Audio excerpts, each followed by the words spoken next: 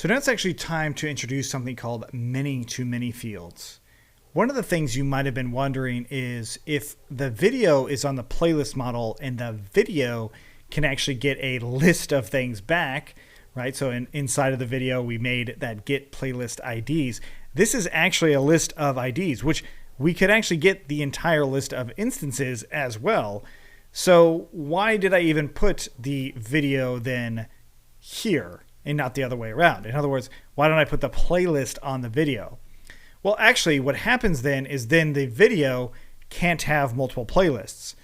And this playlist really only needs to have one featured video. That video should still be able to go to a lot of different places, which is why it's called a foreign key, not something else. So to actually do the multiple videos, what I actually want to have here now is another one called videos, and we'll go ahead and do models.ManyToManyField of the video, and we can go ahead and say blank equals to true. In fact, both of these things probably should be blank equals to true, just because we don't necessarily have to require the video for the playlist object to exist. Okay, so now that we've got that, let's run our migrations. Again, I now have two kinds of foreign keys on here. Yes, we haven't talked about many-to-many yet. We'll look at that in a second.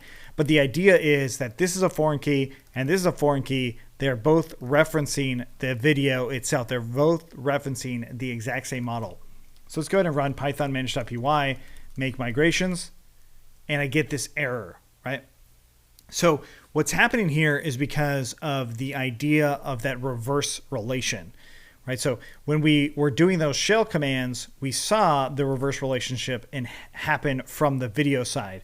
So video A already has a model called playlist set, but we now just added another one. We can't exactly have video A. What's the reverse relationship for the new field or that new foreign key? We don't actually have a name for it yet. So we actually have to name it. We have to give it what's called a related name. So what we can come in here is we can say related name equals to something like playlist video or just playlists or something along those lines. So I'm going to go ahead and just call this a playlist item. Okay, so now with that, let's go ahead and try and run our migrations again. Oops, I need to put a comma in there. And notice it's only on the many-to-many field, so let's run our migrations again. This time it actually works. So we can have a related name for both of them. So I could say this is the related name of, let's say, for instance, featured playlist or something along those lines. And when I say related name, I don't mean what's going to be on the playlist. So playlist.videos is always going to work, but rather the reverse relationship, like in our shell command, what we saw in that reverse relationship was this right here. So we actually are changing what that would end up being. So I only want to change one for right now. So I'm going to get rid of this featured playlist item here and literally just have that many-to-many field. We've already ran the make migrations. Let's go ahead and run python manage.py migrate. And let's go ahead and run python manage.py test playlists. Okay, everything's good. So let's go jump into the admin. I'm going to run the server again and take a look at this many-to-many field. And then we'll actually look at the shell commands as well. So inside of my playlist here, I'm going to refresh. Now I see that I've got a bunch of different videos that can be on here, and I can actually select all of them or multiple. This actually makes a lot more sense as far as a playlist is concerned, right? So it makes sense to have a bunch of videos in here. So now, how do we actually get the reverse relationship? As in, from the video, how do we know what all playlists this video is in? Let's do that in the Python shell now. So I'll go ahead and clear this out. So python manage.py shell. And we'll do from videos.models. We're going to import video. And I'll go ahead and grab the video object of, I think, 3. So video.objects.get. and ID being 3. But really, you just want to make sure it's one that's selected. In my case, I have 3 in 2 places. That's why I used video 3. So I get obj, and there it is. Now again, if I forget how to do that reverse relationship, all I need to do is dir obj, and this will give me all of the general options of a reverse relationship. So one of them was the actual playlist set. That's this right here, right? And then we also now see playlist item, right? So if it is a playlist item, this is how we can get where this video is a playlist item of. So we can now run playlist item.all and hit enter. Oops, we don't have that video. It should be obj.playlist item.all. We hit enter, and now we get that query set, that the query set of the playlists that actually have this particular item as a part of that video list, right? So playlist item maybe isn't the best name for this, but it does describe what this video is in that place. So that's why we'd actually probably want to change this from playlist set to featured item or playlist featured. So let's actually go back in here and change this again, this default one here, and change the related name in this case to playlist feature, or featured rather. Okay, so now let's go ahead and exit out of here, and we want to run our three things. So Python manage.py make migrations, Python manage.py migrate, and then Python manage.py test playlists. We have an error. This is why we run tests. Video has no attribute playlist set. Of course it doesn't. We just got rid of it. We got rid of it with this actual related name. So inside of our tests, we have to account for this, which is going to be inside right here. So now it's playlist featured.all. And as you might be aware, we also have this inside of our get playlist IDs. Now, this isn't great. So there's a couple of different places on where we should actually test this, but where I'm going to test it is inside of the playlist itself. So in test.py, I want to verify playlist IDs. So I'll go ahead and say test video playlist IDs property. Okay, so again, we want to get that video object. That's this right here. So the actual playlist IDs was .playlist IDs, and I believe it was a actual method. So it's actually get playlist IDs. So get playlist IDs. So I'm now going to say IDs equals to that. That should be a list. So we can assert that it is a list, but I will just go ahead and say that it is a list.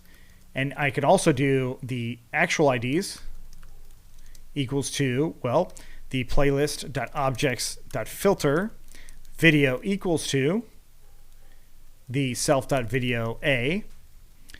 And we also want to get values list of the ID, flat being true. And then I'm going to turn this entire thing into a list.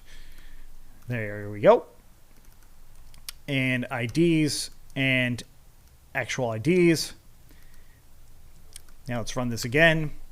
And yet again, it does actually test that problem. And it actually does raise the error that we anticipated against. And so now we want to make sure that this is named correctly, which I believe we called it playlist featured. So now let's go ahead and give it a shot. And now we have no issues. Cool. So yet again, another reason to have automated tests through the process, not just at the end. Okay, so that's pretty cool. Now, I will say, though, the reason I'm testing these playlist ID property inside of the playlist app itself is the mere fact that I'm actually creating playlists and videos inside of this test case, whereas in the actual video test case, I don't ever do that. I don't actually ever create playlists for it. But of course, I'm not quite done with those tests because I just added that other one, which was the videos list.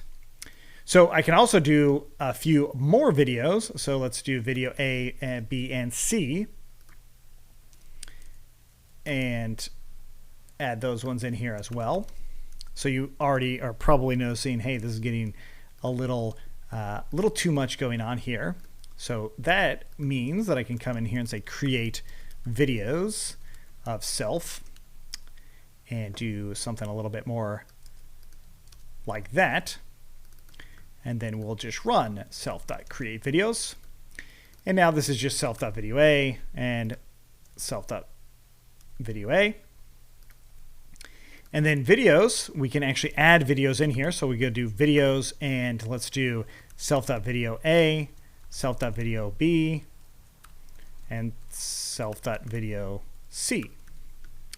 So to test that one, we're going to go ahead and say test playlist video items self, and expected count should be 3 as we set up here, and as we set them down here as well.